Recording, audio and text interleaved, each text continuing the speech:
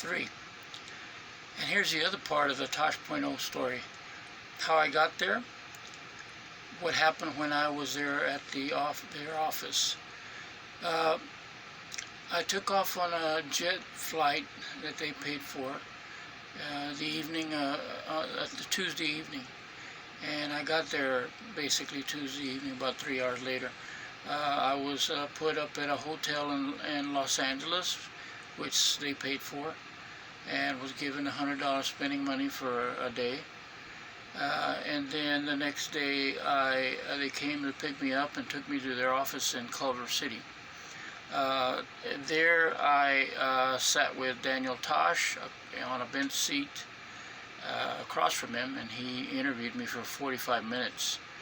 And then we did 5 skits, and then they cut it up any way they wanted and made it into an episode. But anyway, the part of the episode included things like clips from my channel, and then he makes commentary about each one.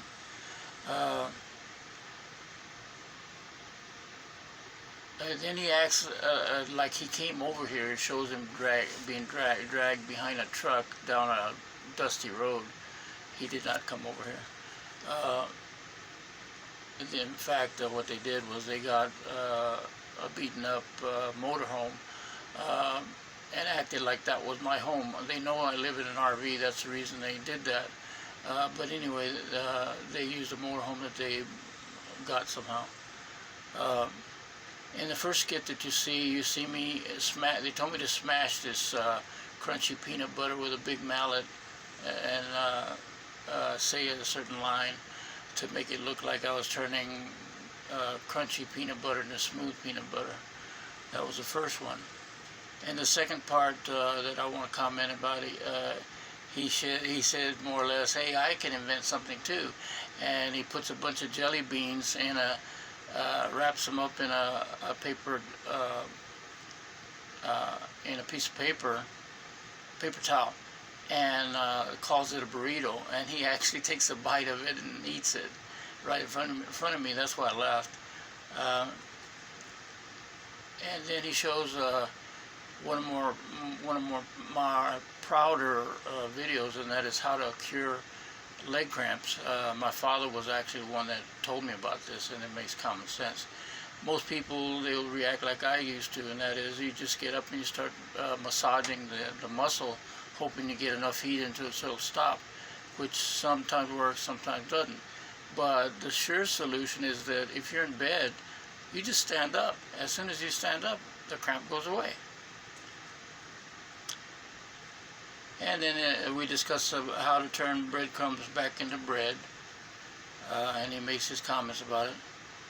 And then he tests me on my mental abilities. That is, I say that I can taste any of the candies or chips in a candy machine mentally.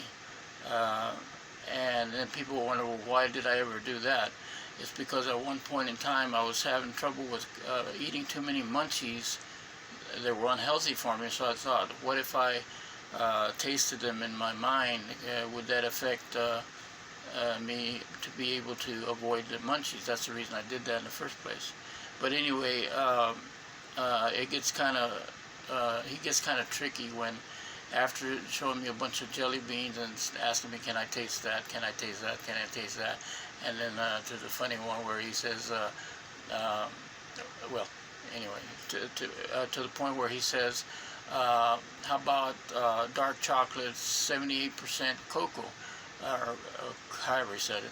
But anyway, I thought I might be able to taste dark chocolate versus regular chocolate in my mind, but the 78% was kind of impossible. So I was going to say no, and as soon as I started to tell him no, a taste came into my mouth. So I assumed that was probably it, the 78% cocoa. So I told him yes, that I just thought of it.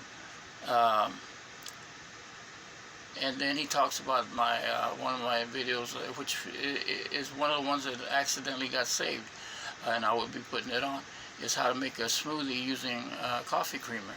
yes, you do use a lot of creamer. It does have a lot of calories, and he didn't make fun of that. But you're supposed to use your own discretion about how you use it.